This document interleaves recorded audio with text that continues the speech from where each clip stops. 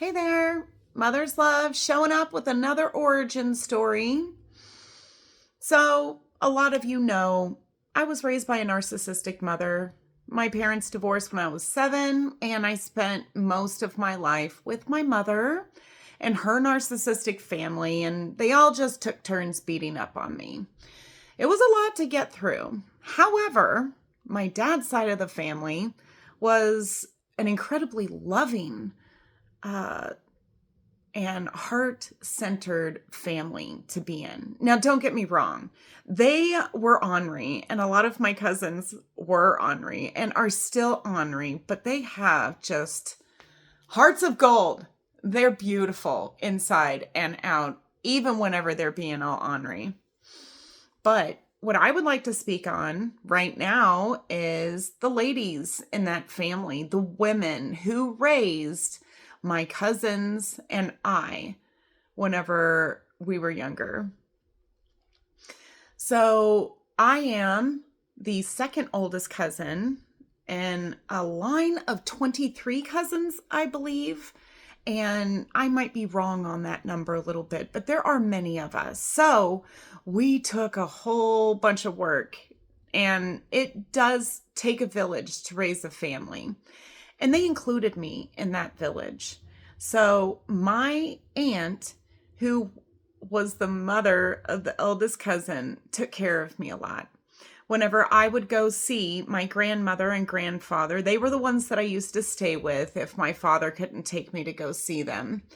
My aunt would end up taking care of me throughout the week. Whenever my grandmother had to work, I would spend days with them, and she would care for me.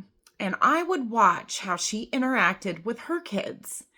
And I was amazed, I gotta say. I would express a need to my mother, and she would tell me to shut up and go away. And she would sit on her chair and smoke her cigarettes, and she would watch her reruns of late 80s, early 90s TV shows.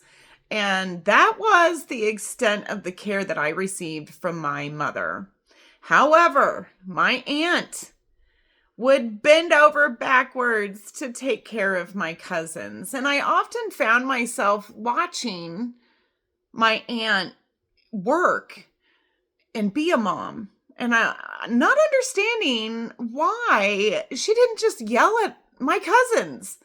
I thought that was normal. And a lot of kids do think that's normal, especially when you come from that. And it's really mind-boggling, really strange. But that was the beginning of my thought process of like, something's not right. My mom doesn't act like this. My mom, I don't think she likes me. And it came down to those thoughts. And I started realizing that I didn't want to be like my mom. I didn't want to be mean. I wanted to be like my dad, who was loving and caring. And after watching my aunt take care of her kids, my cousins, I was like, that's what I want. That's who I want to be like. And so my aunt, and then there's also other aunts that come along with that. And granted, they were younger. They hadn't started their families until I was a teenager. I know I was 17 when one of my aunts had their first. And so I was kind of past the mothering age, if you will, whenever they came along. So, but they were still incredibly loving and caring. I had one aunt who used to travel the world, I swear, which I may be exaggerating. She went to like New Jersey, she went to different states, and she always sent me a postcard. She always sent me a birthday card, even if it was late sometimes, but the fact that she sent it, A+, made me feel loved, made me feel absolutely cared for, that somebody knew that I existed in this world and I was important to them. So thank you very much, Aunt D. which is really funny. All of them, my aunts and uncles in that family, that were born to my grandmother, my father's mother, all their names start with a D. So you can guess who it is, but you know who you are. And my grandmother, she was number one mother in my book. She was the most beautiful example. I would call her a divine goddess. She would sit there. She would have just piles of kids all around her, and she would take care of them so well. She would tend to every single one's needs, and it was amazing. There was one particular time that I watched my cousin approach my grandmother, and this was my cousin that was older than me, the only other one that was older than me. And she said, "Grandma, I'm learning this song in school. Can I sing it for you?" And my grandma said, "I would love to hear it." And I sat there and I witnessed my cousin sing this entire song to my grandma while she looked on with delight. My grandma was utterly pleased to hear this song. It was just like you could see the joy in her face and her body language, that she was so pleased to hear this song that my cousin was singing to her. Well, my experience with my own mother was different. I said, "Mom, I want to sing you a song." And so I was singing a song to her, and I hadn't even finished yet. And she said, "Oh my God, shut up. You sound terrible." And I stopped singing that day. I didn't sing very much anymore. I sang in the shower, or I did a little humming type. And it affected me my entire life. It was, 30 years later when I realized it after gobs of therapy that my mother cut off my creativity in singing. And I never matured my voice. I never learned to sing even better because she told me I was no good. But that was the standard message that I got from my mother. However, my grandmother loved to hear me sing. My grandmother loved to hear all of her grandkids sing because she is a divine goddess, I swear. And I'm going to keep calling her that. She is absolutely amazing. She's moved on in her life, but she's still hanging out. And that woman is good with God. She's going to rock with us till she's 200. And I'm okay with that. She is fabulous. And I am so grateful for her example of being a mom. All of her examples. And it's not just these huge things that happen. It's these little bitty pieces throughout my life that I would witness, that I would see, and I would be like, yeah, that's different than what I experienced. Oh my gosh, this is different. I like this. I want this. I want to be this.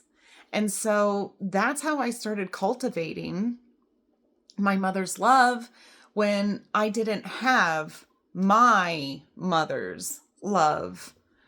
And it's a sad thing when you don't get your mother's love, but it is an absolute triumph whenever you learn to love yourself and you learn to love others, even though you didn't receive that whenever you were a kid. And that's when you learn to love. That's when you learn the ins and outs of love. How people react. How are people going to behave towards you? How should people behave towards you? And whenever you're a kid and, you're treated poorly, you learn to accept that. And that makes it very difficult when you get on in your life and you develop your relationships. You think that it's okay for people to treat you badly. Well, it's not. And you deserve to be treated better. I deserved to be treated better. You deserve to have your needs met. I deserved to have my needs met. And sometimes you're the only person that's going to meet your needs. However, it is worth the risk to reach out, to tell somebody you need something. They might surprise you. They might step forward instead of stepping back. And that's really important. Put yourself out there and observe. See how people are treating you or how people are treating others, whether you like that or not. Because just because you were treated poorly as a kid doesn't mean you have to give that treatment to other people. It takes a lot of practice and it takes a lot of work. And I would say it takes a lot of love. But you can love yourself and you can love yourself right out of that. Now, I hope you have some good examples of women in your life that have shown you how to be a mother, or examples of women in your life that show you who you want to be the mother of your children. Because this information goes for men and women alike. We all need a mother's love. And honestly, I hope that all of you have had it. But in my experience, I show, a lot of people didn't get it. So I am here to hand the mother's love that I have learned and I have tried to cultivate out to you. And just a reminder, I am not your mother, but I am somebody's mother, and I love you. And you deserve that love. And I would like for you to take that love and internalize it and speak over yourself. I love myself. Say it 10 times out loud. This is especially important for women because we hear stuff and it affects us more. It actually goes into our brain when we speak it and we hear it. So make sure you say it out loud. It's really important. You can love yourself, and you can love yourself right out of any bad habits that you have. And I wish you luck, and I wish you a mother's love.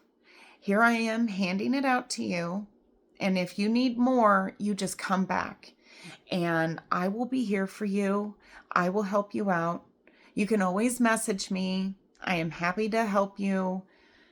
I am not a medical professional, but I can give you encouragement, and I can tell you that you're going to be okay. You've made it this far, okay? Now, you go out there and you seize that day. Mom told you to. Now, if you like my information, like and subscribe, and I'll be here for you next time you need a little pick-me-up, okay? I love you, babe.